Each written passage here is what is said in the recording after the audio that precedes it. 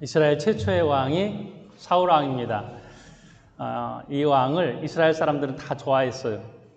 키도 크고 아마 얼굴도 잘생겼던 것 같습니다. 다른 사람보다 얼마큼 크냐, 어깨 하나, 어깨 위로 그만큼 더 컸습니다. 싸움도 잘했고요. 전쟁에서 승리하는 그러한 결과도 많이 나타냈습니다. 하나님께서 이렇게 사람들이 좋아하는 이 왕을 버리셨어요. 이유가 있습니다. 사울 왕이 하나님으로부터 버림받은 왕. 하나님께서는 하나님의 말씀대로, 뜻대로 이스라엘을 잘 다스려주길 원했는데 사울은 그렇게 하지 않았습니다. 하나님의 뜻은 하나님 말씀대로 하나님 중심으로 그렇게 통치하는 것이었는데 사울 왕은 오직 중심이 자기 자신에게 있었습니다. 사람들을 많이 의식했고 다른 사람들이 나를 어떻게 볼 것인가, 또 사람들의 인기를 얻으려면 어떻게 할 것인가, 또 나를 잘 드러내려면 어떻게 할 것인가, 이것이 기준이 되어 있습니다. 그래서 하나님께서 이 사울 왕에게 많이 실망하셨죠. 그래서 하나님이 사울 왕을 버리시고 이제 새로운 왕을 찾아가게 됐습니다. 오늘 말씀이 바로 그런 것입니다. 하나님께서 새로운 왕을 버리시고 또 하나님께서 세우신 왕을 버리시고 새로운 왕을 찾아가는 이야기. 1절의 말씀을 보면 너는 뿔에 기름을 채워가지고 가라. 내가 너를 베들레헴 사람 이새에게로 보내리니 이는 내가 그의 아들 중에서 한 왕을 보았느니라 하시니라. 자, 새로운 왕이 베들레헴이라는 동네에 있습니다. 그 집안의 아버지가 이새이고요. 이제 그 동네로 소를 끌고 가서 기름을 부으려고 하는 이런 상황이 됐습니다. 어떤 사람일까요? 제일 궁금한 것은 아마 사무엘이었을 것입니다. 처음 초대왕 사울왕도 훤칠하고 괜찮은 사람이었는데 이제 하나님께서 새로 세우려고 하는 두 번째 왕은 어떤 사람일까? 이제 오늘 3절의 말씀을 보니까 하나님의 뜻대로 이제 하나하나 절차가 진행이 됩니다. 이새를 제사에 청하라. 내가 내게 행할 일을 가르치리니 내가 내게 알게 하는 자에게 나를 위하여 기름을 부을지니라. 자, 기름 준비했고 제사로 사람들 초청했고 이제 다 준비가 됐습니다. 누가 왕이 될까요? 여러 아들 중에서 맨 앞에 큰아들이 섰습니다. 이제 아버지가 볼 때, 아버지 이새가 볼 때에 자랑할 만한 듬직한 아들이 되었던 것 같습니다.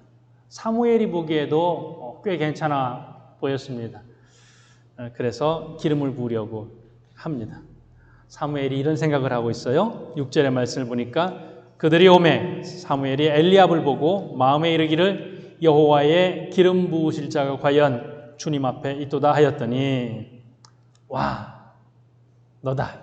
와, 이 사람이 왕이 될 사람이다. 그래서 기름 부으려고 준비를 해요.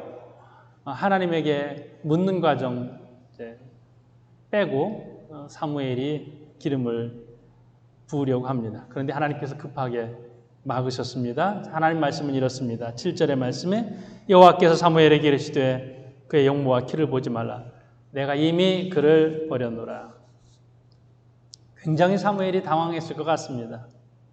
자기가 볼 때에는 분명히 왕이 될 만한, 그래도 아마 사울 왕보다 더 괜찮아 보이지 않았을까 싶습니다. 그런데 하나님이 아니라고 하십니다. 그리고 이제 하나님께서 그 기준을 말씀을 하십니다. 그 기준이 뭐냐? 우선 용모와 키를 보지 마라. 이 기준이에요. 용모와 키. 그러면 사람의 기준은 뭐라는 거예요? 용모와 키였다는 것이죠. 겉으로 드러난 것, 그의 생김새가 어떠한지, 또 키가 어떠한지, 덩치가 어떠한지, 이런 용모와 키. 사람들이 세울 때의 용모와 키. 왜 하나님께서 용모와 키를 보지 마라 이렇게 말씀하셨냐면요. 용모와 키를 보았다가 실패한 역사가 있어서 그래요. 용모와 키의 대표적인 사람이 누구냐면 사울 왕입니다. 사람들이 사울 왕의 용모와 키를 보면서 굉장히 좋아했어요. 만족해했어요. 근데 원래 하나님은 왕을 세우려고 하지 않으셨지요. 왜?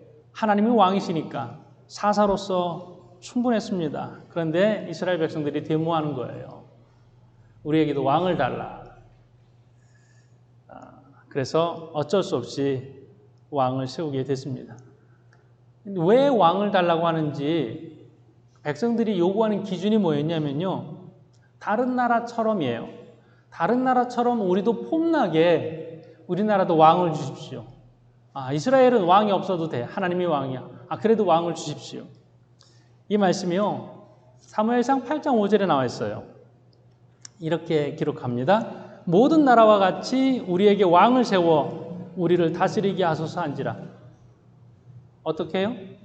모든 나라와 같이 다른 나라처럼 왕이 우리를 다스리게 하옵소서. 누가 다스려야 돼요? 하나님이 다스려야 되는데 다른 나라처럼 우리도 왕이 있어야 되겠습니다. 요구예요. 20절에도 똑같아요.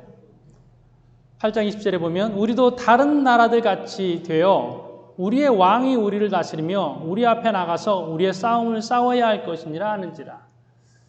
이스라엘 백성들이 왕을 요구하는 기준은 이런 거예요. 용모와 키예요. 다른 사람들이 어떻게 우리를 보느냐, 겉으로 보여지는 게 용모와 키잖아요. 하나님의 마음은 이스라엘 백성들이 다르게 살기를 원하셨어요. 주변에 강대국들이 다 있습니다. 강대국들 틈에서 그들을 닮아가지 말고 그들을 부러워하지 말고 그들을 따라가지 말고 하나님의 말씀을 따라가기를 원하셨습니다. 하나님의 통치 원리에 따라서 살아가면 하나님께서 그들을 다른 나라보다 더 강하게 하실 것이라고 이렇게 인도하시는 것이죠. 자, 주변 국가 중에 블레셋은 철기 문화를 가지고 있었어요. 왕권 통치예요. 왕이 다스리는 나라예요. 그런데 여전히 청동기를 벗어나지 못하고 변변한 왕도, 왕의 체계, 왕권 체계를 가지고 있지 않는 이스라엘이 스스로 비교할 때 굉장히 위축되어서 그렇게 생각했던 것 같습니다. 이것이 이스라엘 백성들의 실패의 역사죠. 자, 용모와 키, 사울 왕도 키 큰 사람, 잘생긴 사람, 그래 싸움 잘하는 사람, 이런 그렇게 외적으로 대단해 보이는 그런 왕의 기준으로 왕이 섰고 또 그렇게 해서 실패합니다. 용모와 키를 가지고 사람들이 보기에 괜찮아 보이는 기준으로 왕을 세웠는데 그렇게 세워진 왕이 하나님 보실 때에는 너무 실망스러운 거예요. 계속 인간 중심으로 외적인 그러한 자기를 드러내는 것으로만 가는 이 왕이 하나님 볼 때 너무나도 실망스러웠습니다. 자, 한번 실패의 역사를 가지고 있죠. 그런데 사무엘이 같은 패턴을 가지고 예전에 사울 왕을 뽑을 때 이런 기준으로 뽑았는데 엘리압을 보니까 장남을 보니까 그와 비슷한 기준인 거예요. 그래서 기름을 부으려고 했습니다. 그때 하나님께서 급하게 사무엘을 막으시고 용모와 키를 보지 마라. 내가 예전에 봤던 그 기준을 다 내려놓고 이제 새로운 기준을 가지고 나아가라는 것이죠. 그래서 하나님이 이렇게 말씀하셨어요. 내가 엘리압을 버렸노라.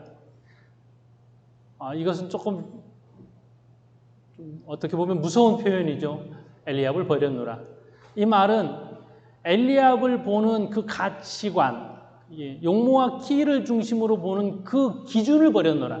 이죠. 사울 왕을 내가 선택할 때에 그때 봤던 그 기준을 버리고 이제 하나님이 말씀이 중심이 되는 새로운 가치관, 새로운 기준으로 나아가라라고 하는 것이죠. 자, 크기를 비교하고 외적인 것을 비교하는 그 비교를 보지 마라. 내가 그 패턴을 버렸노라. 그 가치관을 버렸노라. 그 기준을 버렸노라. 하나님께서 이렇게 말씀을 하시는 것입니다. 그러면 하나님이 찾으시는 사람의 기준은 뭐예요? 용모와 키가 아니면 하나님 말씀은요, 중심을 보신다. 새로운 기준을 제시해 주셨습니다. 자, 그래서 오늘 7절의 말씀이 그렇게 됩니다. 사람은 외모를 보거니와 나 여호와는 중심을 보느니라. 외모가 뭘까요? 사람들이 보는 외모? 잘난 것?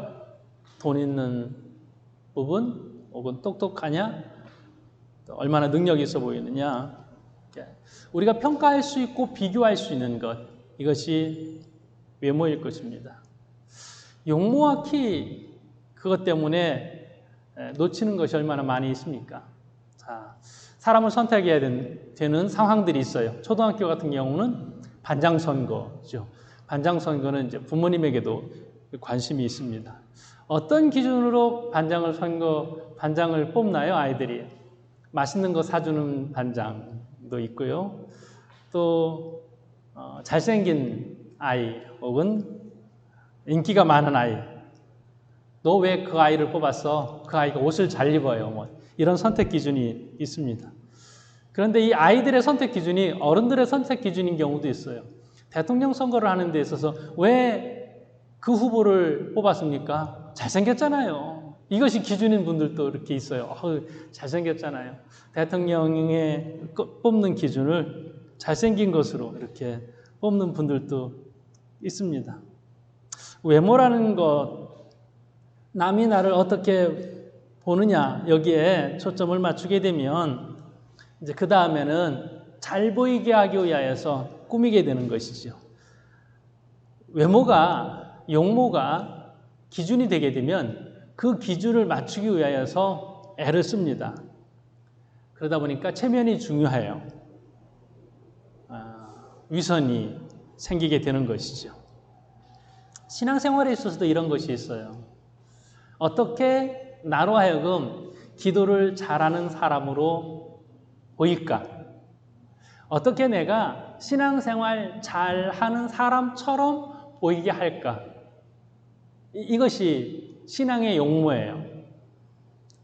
신앙은 내가 하나님 앞에서 진실되게 중심을 잘 꾸미며 나아가는 게 신앙생활인데, 이 신앙생활에 있어서도 다른 사람이 내 기도 들으면 어떠할까? 다른 사람이 듣기 괜찮은 기도하는 사람, 이렇게 만들어 가는 것이죠. 그렇게 만들어 간 사람들이 누구예요?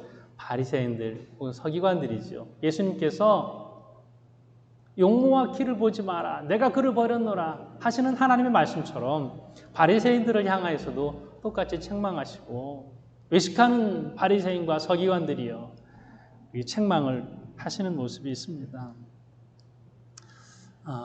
겉으로 보이는 것이 굉장히 중요한 시대를 우리가 살아가고 있어서 또 거기에 노예가 되기 쉽습니다. 이스라엘 백성들이 겉으로 비교하니까 군사력이나 또 왕의 모습들, 이런 것을 비교하니까 그 비교의 모습에 노예가 된 것이잖아요. 오늘날의 시대는 물질이 굉장히 중요하고 또 사는 모습을 또 비교하다 보니까 거기에 노예가 되는 부분도 굉장히 많이 있습니다. 그래서 가격이 얼마냐, 어떤 사람은 옷을 구입하고 그 얼마에 샀는지를 좀 드러내고 싶어 합니다. 그러면 어떻게 해요? 안 알아주면 자꾸 물어봐 달라고 하잖아요. 이거 얼마 샀는지 나에게 물어봐줘. 나 그 가격을 이야기하고 싶어 라는 것이죠. 물론 그런 부분들은 애교로 봐줄 수 있겠지만 얼마만큼 넓은 집에 사는지, 얼마만큼 큰 차를 타는지, 얼마만큼 비싼 물건을 사용을 하는지, 이런 겉으로 드러난 것을 자꾸만 비교하다 보면 이런 부분들이 이제 반복이 되는 것이죠. 인류 역사가 계속 이렇게 되어 왔습니다. 크기를 기준으로, 외형을 기준으로 크기의 싸움, 높이의 싸움. 우리나라가 이만큼 높은 빌딩을 가지고 있습니다. 이만큼 넓은 땅을 가지고 있습니다. 이 바벨탑을 쌓는 것과 같은 그런 방식으로 지금도 살아가고 있는 것은 아닌가 생각을 해보게 됩니다. 자, 사람을 보는 기준이, 내가 나를 보는 기준이 있고 다른 사람이 나를 보는 기준이 있고 하나님께서 나를 보시는 기준이 있습니다. 다른 사람이 나를 보는 기준으로 가다 보면 사업을 하는 경우에 다른 사람들이 내가 사업하면서 실패했다고 실패자로 보면 어쩌나 빨리 멈추고 또 다시 시작해야 되는 시점이 있는데 그 소리 듣기 싫어서 계속 자금을 붓다가 결국에는 망하게 되는 예들도 상당히 많이 있는 것을 우리가 알게 됩니다. 어디에 신경 쓰고 있습니까? 다윗의 중심이 하나님께 있었습니다. 사도행전 13장 22절에 보면 내가 이새의 아들 다윗을 만나니 내 마음이 합한 사람이라 내 뜻을 다 이루게 하리라. 사도행전에서 말하는 다윗은 하나님의 마음에 드는 사람이었습니다. 하나님의 마음에 쏙 드는 다윗. 그 중심이 정직하고 그 중심이 하나님 중심이었던 사람이 다윗이었습니다. 그가 사울과의 관계에 있어서도 때로는 위기 속에서 사울을 죽이고 자기가 스스로 왕이 될 수 있는 그런 기회가 있었죠. 근데 그때마다 주변에 있는 사람들은 그렇게 해도 됩니다 라고 말했지만 본인은 그렇게 하지 않았습니다. 하나님이 이것을 기뻐하시나 기뻐하시지 않나 그 기준에서 벗어나지 않으려고 애를 쓰는 거예요. 물론 죄지었을 때도 있었습니다. 그때마다 다시 또 중심을 하나님께로 두려고 애를 썼던 사람이 다윗입니다. 아들의 반란을 통하여서 도망자로 굉장히 고통스러운 상황 속에 처해 있을 때도 있었습니다. 그때도 또 하나님이 자신의 삶에 있어서 자신의 행동에 있어서 중심이 그렇게 됐습니다. 모든 일을 하나님 중심으로 세워 나아가려고 하는 그러한 다윗의 모습을 다윗의 인생을 통해서 보게 됩니다. 이것이 하나님의 기준입니다. 자, 엘리압을 보면서 하나님이 세운 사람이 아니다. 내가 그를 버렸다. 그 다음에 둘째 아들, 셋째 아들 차곡차곡 지나가서 7명이 다 지나갔는데도 하나님께서 아니라고 해요. 아마 사무엘은 깜짝 놀랐을 거예요. 여기 7 아들이 다 지나가도 하나님 분명히 여기 왕이 있다고 했는데 왕이 될 사람이 있다고 했는데 다 지나갔는데 하나님 모두 아니라고 하면 누구란 말입니까? 묻는 것이죠. 이게 다냐고. 아직 막내가 하나 있다고. 양을 치고 있다고. 그래서 그를 데려오라고 합니다. 그걸 데려와서 보니까 굉장히 못생긴 아이는 아니에요. 용모를 보지 마라 이런 것은요. 다윗이 못생겼다는 얘기 아니에요. 사람들이 이렇게 다윗을 그리거나 하면 굉장히 좀 잘생긴 사람으로 이렇게 그리잖아요. 볼이 붉고 눈이 반짝이는 그러한 사람이 다윗이었습니다. 이 외모라고 하는 말이요. 히브리어로 아인 이렇게 해요. 이것은 눈을 의미합니다. 사람은 외모를 보거니와 이것은 사람은 눈으로 겉모습만 보거니와 이런 뜻이에요. 그런데 중심이라는 말은 히브리어로 레바브 이렇게 말합니다. 이것은 마음이라는 말이에요. 하트와 같습니다. 중심을 본다. 인간의 내면 세계를 가리킵니다. 나 여호와는 중심을 보느니라. 나 여호와는 외모보다는 내면을 보느니라. 이렇게 하나님의 말씀의 뜻이 여기에 있습니다. 그래서 사람들은 다 겉으로 드러난 것을 보지만 하나님께서는 사람의 내면을 보신다. 그래서 사울 왕은 외면을 보는 사람이었습니다. 드러난 것이 중요한 사람이었어요. 그런데 마음은 하나님으로부터 멀리 떨어져 있는 사람이었어요.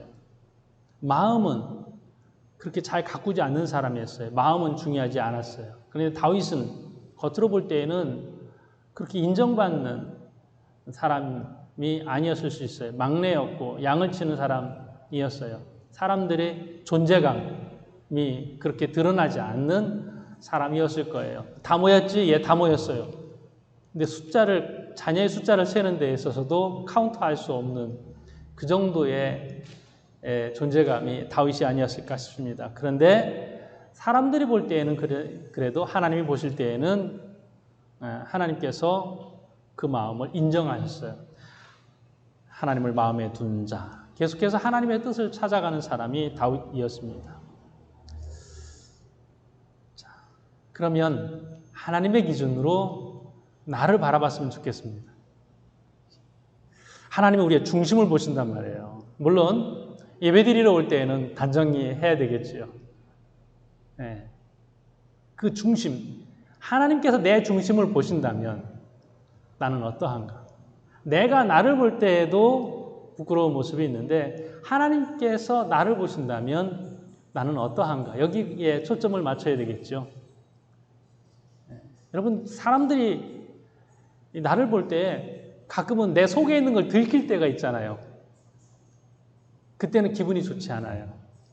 들키고 싶지 않았는데 내 속에 나쁜 마음을 들켰어요. 기분이 좋지 않아요. 자, 그러면 내 속을 하나님께 들켰을 경우에 그때는 어떠할 것인가? 정말 내가 하나님을 위해서 열심히 하고 내 하나님 사랑하고 내가 정말 하나님 앞에 잘하고 싶은 그 마음을 들키면요. 그때는 감사하겠죠. 행복하겠죠. 하나님 제 마음 아시지요? 그렇죠? 들키고 싶지 않은 내 마음을 들킨다는 것은 부끄러운 것입니다. 하나님 앞에 이런 자세로 우리가 살아가야 할 것입니다. 하나님 앞에 이새의 7 아들은 그의 중심이 그들의 마음이 합당하지 않았습니다. 그런데 다윗은 하나님께서 정말 인정할 만한 그런 중심, 그런 내면이 다 준비된 그러한 아들이었습니다. 우리가 이런 마음으로 신앙생활 했으면 좋겠습니다. 우리의 중심이 다윗과 같은. 그래서 너무 외면을 잘 보이게 겉으로 드러난 부분을 잘 보이려고 애쓰고 그러면서 또 상처받고 그러면서 또 실망하고 왜 나를 더 잘 보아주지 않습니까?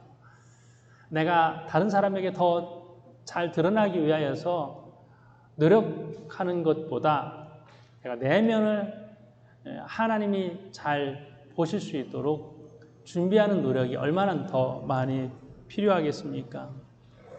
우리가 당장 실천할 수 있는 부분도 상당히 많이 있습니다.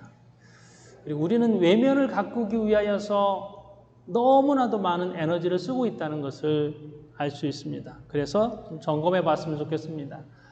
내가 쓰는 언어 중에서 용모를 보는 판단과 평가들은 혹시 없는지, 내가 쓰는 말 중에서 너 기준 미달이야. 나는 어때? 자꾸만 우리의 언어 가운데에서 용모를 평가하고 드러내려고 하는 그런 부분들이 얼마나 많이 있는지 모릅니다. 자, 그러면 우리가 하나님의 기준에 합당한 사람으로 살아가기 위해서는 우리의 판단도 조금 노력해야 될 것입니다. 언어를 점검해 보고요.